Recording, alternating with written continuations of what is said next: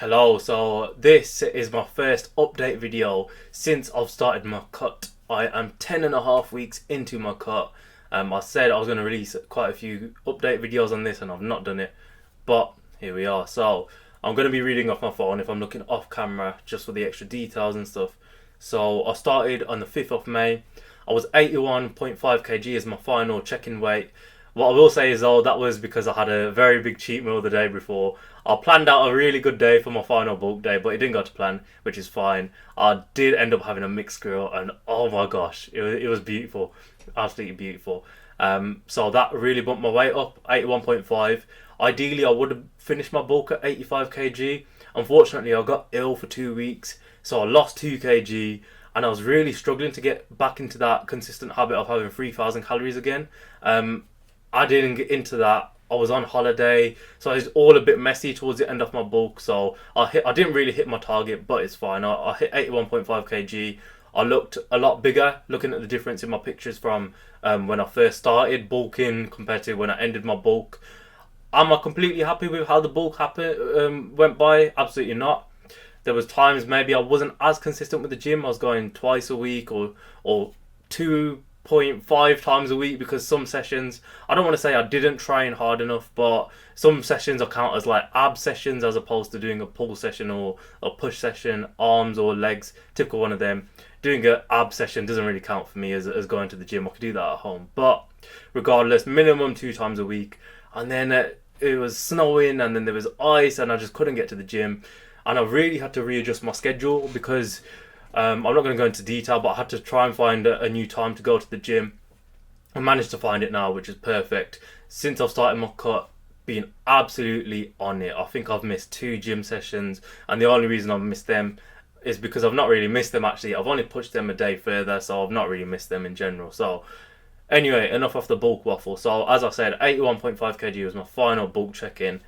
And today, 18th of July, when I'm recording this, 76.7 kg. So overall, what is that? That's 4.8 kg lost, which is very good in 10.5 weeks. Nearly 0.5 kg every single week, which is kind of the numbers I want to be dropping every single week. But we're going to go into the details now for the update. So at first, I struggled to readjust to the new plan in the first couple of days.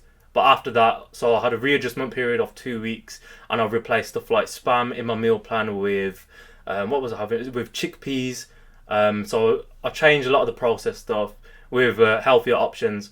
And then I didn't have too much processed stuff, to be fair, but I've made it a lot more for a healthier meal plan with speaking with a dietitian who sorted me out very, very much, very, very well, sorry.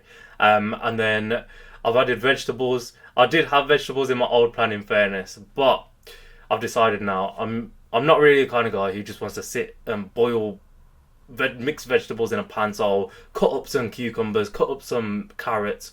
There you go. Measure them, job done. Or weigh them and job done. Sorry.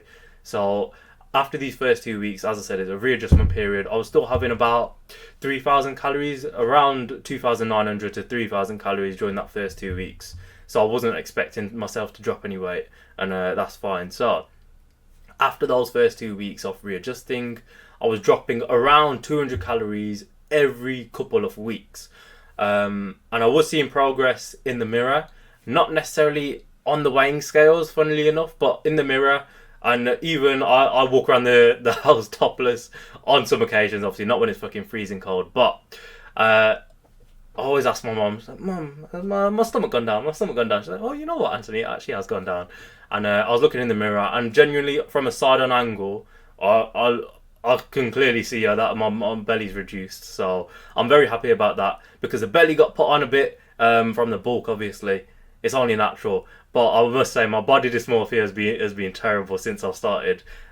This whole gym journey, my body dysmorphia has been terrible for it. But it's all part of the fun, I guess. But since I've started my cut, you're not really supposed to be having cheat meals if you want 6 packs. I've only had one cheat meal. 10.5 weeks I've had one cheat meal. And you know what, I've got to say, I'm going to mention it at the end of the video too, but I'm actually quite happy with myself, because I got into a bit of a habit of having a cheat meal every week. During my bulk, I was having Pepe's, and then I don't know, I'd just have new takeaway every single week. And I know you're allowed to, really, but I'm one of them who I kind of feel bad afterwards. And again, I know people will say, for their own personal opinion, you have to have you have to have a healthy relationship with your foods. For me, I'm just a boring, simple eater, Give me a meal plan, I'll stick to it. So when I go off that plan and when I have something that I know I'm not really supposed to be having, mentally it does something for me, which is like, it makes me feel bad about myself. And then, yeah, I guess that's it. But for these 10.5 weeks, one cheat meal. And that one cheat meal was my friend's birthday. So, Chris, you're the reason that I've not stuck to my meal plan for the 10.5 weeks. But no, it was a fun day. So there we have it. I feel like I can't just sit at a restaurant and eat nothing, watching my friends eat. Do you know what I mean? I had to have a cheat meal. But anyway, as I said though, I was seeing changes visibly, but on the scale, I was dropping. So I went from 81.5 kg, and then after about 6 to 7 weeks, I hit a point where I was very much stuck between 78.5, 79.5, and it just wasn't budging after about 4 weeks. And I was thinking to myself, right, do I need to bump up my cardio here? So I bumped up my cardio. I bought an exercise bike, which I mentioned in my last video. In fact, I uploaded a video about it, about the exercise bike. And I was still really not dropping weight. And after I hit 1 week off doing the extra cardio, I thought to myself, this isn't working. So I'm going to drop the calories down even further to now, which is where I'm having 2,250 calories. So it's a big drop off from when I was having 3,100 calories to now 2,250 calories, nearly 1,000 calorie drop off point. The main thing that's changed has been my carbs. So rice has dropped significantly. My carbs have dropped from 307 grams to 221 grams. And I've got to say, energy levels wise, I do feel a slight difference. I think because I've been more healthier with this one, or I've been more logical with this one. Not that I had a cut with my old coach, and it wasn't that it was his fault. It was my fault. I was really pushing this idea that I want 1,800 calories, and he was strictly against it. But I thought to myself, I really wanted just to see a six pack, and it wasn't possible. But this time around, it's going to be possible.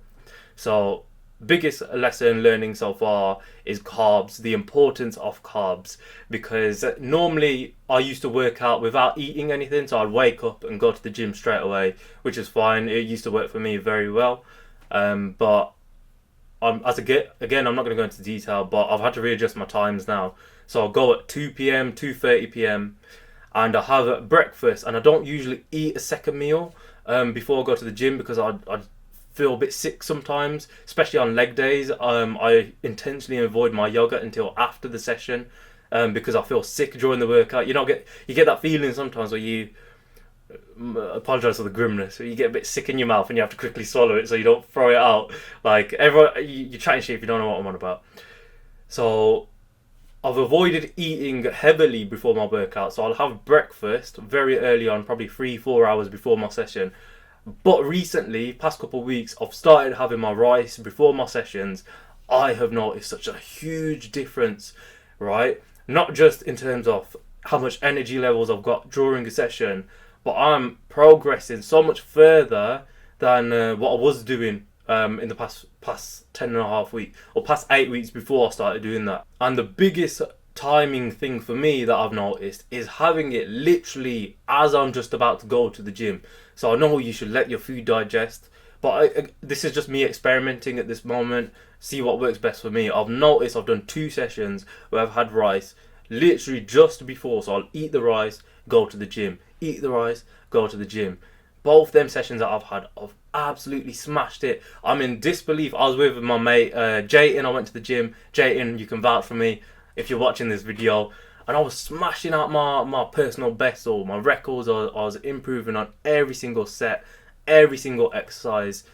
Even if it's by 1 rep, even if it's by 2 reps, I'm doing it. But there were certain exercises I think I progressed on by like 8 reps, 10 reps. I moved up in weight as well. It was crazy. So yeah, I'd say carbs, noticing like the importance of carbs just before a gym session has definitely been an eye-opener for myself. And with my old trainer as well, I've still got this packet, funnily enough. He told me to get a cream of rice. I've bought it. I've never opened it in my life. I don't know how to make it. I should probably look into that, but I don't want to change anything just at this moment in time because the cut's going quite well for myself. So we're going to go into the however section now. So recovery. has slightly worsened, I'd say, from the 8th week, which is obviously when I dropped down to 2,200 calories. It's not in a sense of I feel really shattered like my last cut, but I can notice myself getting tired a little bit earlier in the day, during gym sessions. I don't know if this is just me, right? During leg sessions, I yawn quite a bit, but I've noticed myself yawning a little bit more frequently. And what I've put here, my sleep has gotten a little bit worse. Although the sun in Wolverhampton being like 28 degrees, 30 degrees, like I think that there's multiple factors into just accusing it of being the cut. So we need to like have more of a balanced look on that kind of thing. And I noticed myself feeling more sore even multiple days afterwards compared to beforehand, when I was bulking, or at the beginning of my cut, compared to now. I noticed myself still feeling sore like 2 to 3 days afterwards. I think I do feel the most sore 2 days afterwards, but even 3 days afterwards, like I can feel my back right now. And the last time I worked my back out was 7 days ago. Like, do you know what I mean? 7 days ago, and I'm still feeling it slightly. It's not a huge amount, but still slightly. Anyway, so, and then the knee pain stuff. I don't know if I should tie this into recovery, but what I will say is that specific area of knee pain I had has reduced significantly. I've been so on it with my leg stuff. I've not missed a single leg session, which is the most important thing for me right now. The only issue is I've skipped the plyometric stuff with my legs, which I'm a bit disappointed in. And I've got to be completely honest, I've actually forgot what the physio asked of me. And if you know, trying to get a physio appointment in Wolverhampton, then 3 NHS ones, mate, it's just not worth it. You're waiting about a month to even get an appointment, and that's with a GP, and then you have to wait another bloody 2-3 months, and then you get to see a physio. Like, I'm not going through all that just to see a physio to tell me something that I probably would have known already. But I have to just re-jog my memory, and somehow I need to squeeze in being able to do the plyometric stuff, as well as a leg session, as well as playing football every Friday. So we're going to move on from that. Unfortunately, though, I did pick up a knee injury, and I don't know how. I'm a bit worried it's a significant one, but I'm not going to touch on that in this video. So, finally, we're going to touch on how do I feel right now. So, I feel okay. It would be nice, right, to get rid of the extra little body fat, but that's the plan anyway. That is the exact plan of a cut. You know, I'm trying to reduce the extra little belly. But having said that, I mentioned at the beginning of the video, my body dysmorphia, I think, is terrible, genuinely. Like, there's days where I look at myself, I think I'm quite fat. Naturally, when you sit down, your stomach always folds on itself, doesn't it? And then I always think, oh man, it's not going to plan, it's not going to plan. I will say recently, I've not really been doing that, because I have noticed that it's actually decreased in size, like my stomach, from my bulk. But then I look in the mirror and I think my arms look quite small, my arms aren't big enough. Oh my god, and just take a moment and just be quiet. The problem is, right, when you so we've got a mirror right in our front room, or living room, whatever people call it. And I look in there every day without fail, take my top off, I look in the mirror, I'm like, yo, looking huge. And then I'll take a look at my belly, I think, yeah, I'm looking good, man. 5 seconds later, take a sit down. Oh, I'm looking a bit fat, man. Looking a bit like, what the heck is it? Honestly, this is what every person goes through when they go to the gym. But generally, I look good, especially after a pump. Honest to God, when I go to Pure Gym, I know you shouldn't compare yourself to others, but when I go there and I'm walking down this specific section, everyone knows what I mean, right? Who goes Pure Gym South Wolverhampton? You're coming back from the machine areas, you know, in the leg exercise, the leg machine, sorry. You're coming back from that room into the free weight section, right, with all the dumbbells, and you see yourself in the mirror. My arms look huge. Like, you can see the definition on them coming through. I can see my bicep vein. I don't know if it's visible on camera. I can see my bicep vein coming back, which is good. It's coming back. It's not officially came back just yet, but it's coming back. Which I've been missing since I bulked. I thought, oh my god, my little bicep veins disappeared. What's happened, mate? Where you gone? You left me. But it's coming back now. And then, I've started to notice the outline of my abs ever so slightly, a bit more every single week that's gone by now. So I'm not going to show it off to the camera because I don't really like taking my top off on camera.